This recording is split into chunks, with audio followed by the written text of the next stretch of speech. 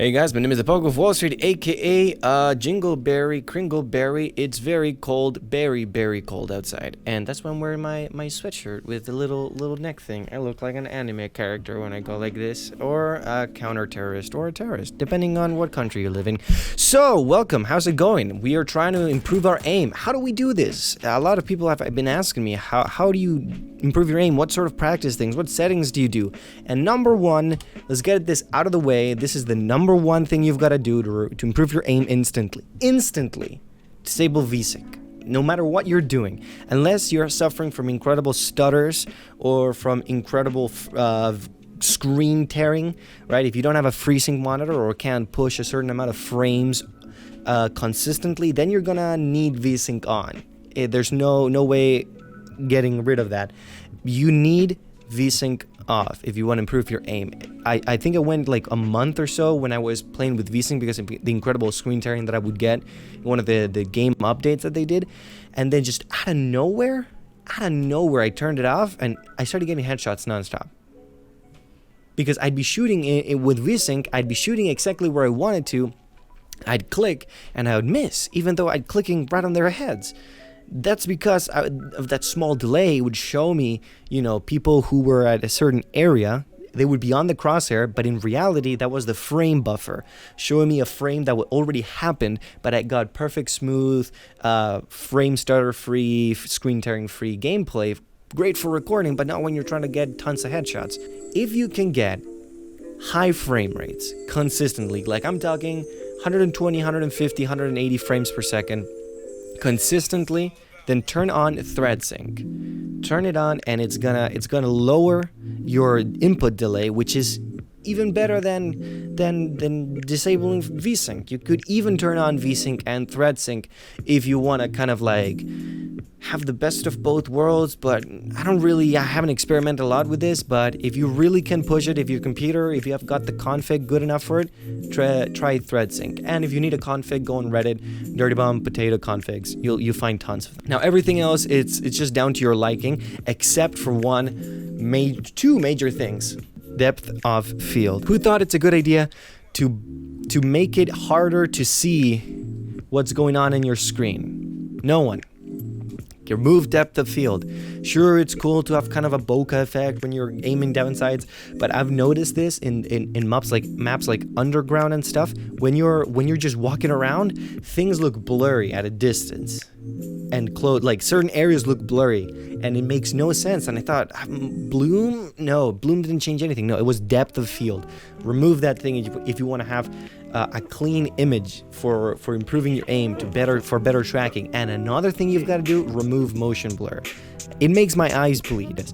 True motion blur would just be this motion blur. It's very good, but not if you're trying to aim and be esports and increase your headshot ratio, when everything just kind of melds together into a weird slush. Nobody likes that. Don't do that. Turn that off.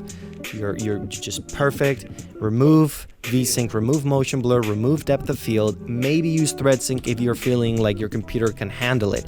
Next things we're gonna have to deal with is controls, right? I'm using a optical mouse Talon X thing from TT Esports. Please sponsor me. I've got like all my peripherals are from your company. I'm too small, nobody cares about me. This allows me to change my DPI on the fly. I use yellow, which is 800. So this is 400, this is 800, then 1600 and 3200. The higher the DPI, the bigger the movement that you receive from your mouse. So at 400, a small mouse movement will seem very accurate. So like if I turn this down to 400 and I go from one side of my mousepad to the other, that's it. That's me doing from one side of the mousepad to the other. That's about 180 degrees. At 800, I should do a full 360. And there it is, full 360. That's the one that I use because I feel comfortable using it. How do you find if you're comfortable using it? Easiest way of doing it is going to this dummy, going at a certain distance, depending, right? Aiming, tracking, move around. Can you track it? Can you keep your crosshair on it? If you see your aim trailing too far behind on either side, turn up your sensitivity or your DPI gradually, slowly. If you can turn your DPI slowly higher, then turn your sensitivity higher 1 point. The idea is that you want to have the lowest sensitivity in game you feel comfortable playing with. I'm using 4.5 right now. That's the one that I've seen gives me a lot of the better results. I've got a pretty big mousepad now. It's an Amazon Basics mousepad. You don't need anything more than that. Trust me, unless you're getting one of those huge desk-size mousepads. A normal standard size mousepad or a big mousepad, I've used a size like this. Just a baby mousepad. I've used sizes like that.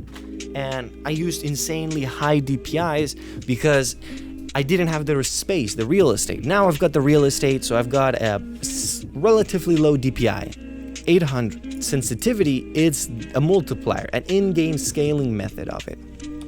That means that if you have, let's say, 400 DPI and you change the in-game scaling to double your DPI, you're gonna have jumpy aim, meaning that you're gonna be skipping. So let's say this would be smooth, right? Perfectly smooth. But if you have a high sensitivity, you may be skipping through, and that's not good. You'd be going like this. So you want to lower your in-game sensitivity and increase your DPI if you can. If not, my man, you gotta buy one of them cheap $20 mouses. This one is really cheap, really good. Omron switches. It's just amazing. It's really good. Talon X from TT Esports. The lowest you can to be accurate, and the highest you want to be mobile. Play with it until you fully feel accustomed to it.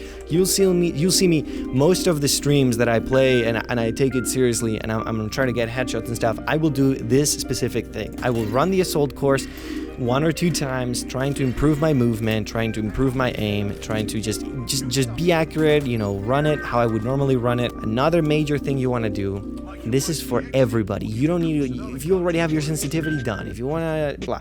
This is practice, and practice makes perfect. Perfect practice makes perfect, and aim is just muscle memory, and muscle memory can be trained, and that's exactly what we're trying to do. So you go to this dummy, and you just try and track it.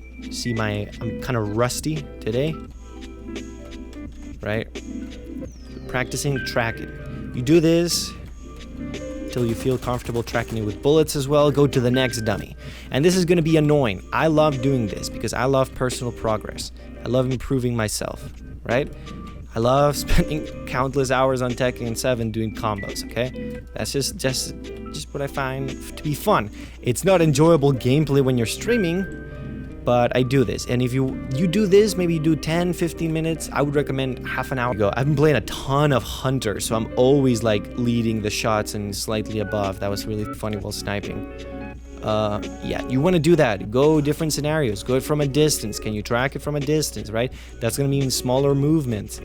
See, I've got trouble trying to guide myself in smaller movements. ADS, can you keep the shots? Manage your recoil, right? Try to keep it in the same spot. You don't wanna have your aim going everywhere. You wanna keep it steady, and just do that. You do that a couple times, 30 minutes. You're good. Your aim is going to start improving instantly. You do those things with thread sync, VSync, motion blur, and depth of field, and you're going to see your aim improving a lot. Get a config for your specific PC system requirements. Practice your aim tracking. There's really nothing else you can do but practice, and that's what you've got to do. So if at any point in time you go to my stream and you see me practicing in the assault course, don't say what a nerd. Just say he's trying to give me better gameplay to enjoy and watch because he's trying to improve himself and become a better sniper. Yeah, that's all you gotta do. That's it. That's the secret to improving your aim. But that's really what you gotta do. Practice every day, 30 minutes before you start playing for serious. That's all you gotta do. A face-it game shouldn't be your warm-up game. And that's something that's always annoyed me in CSGO, is people trying to warm up by getting into a ranked match. That's stupid. That's wasting a game. That's wasting valuable time.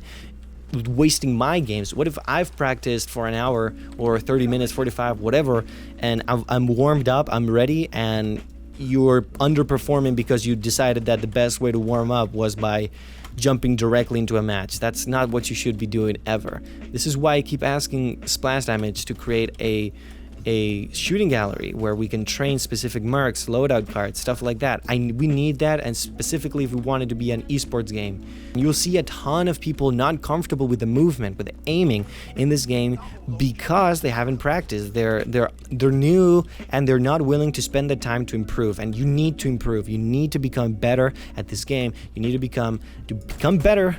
You need to practice. You don't understand, you don't get it. If you jump into a match and say, oh, I'm so bad, it's because you're not willing to practice. And that's the thing. That's what you gotta do. Practice. I hope this unscripted video is useful to whoever wanted to learn this. I know people have been asking me, and I can now send people directly to my channel to watch this video. As always, guys, have a great day.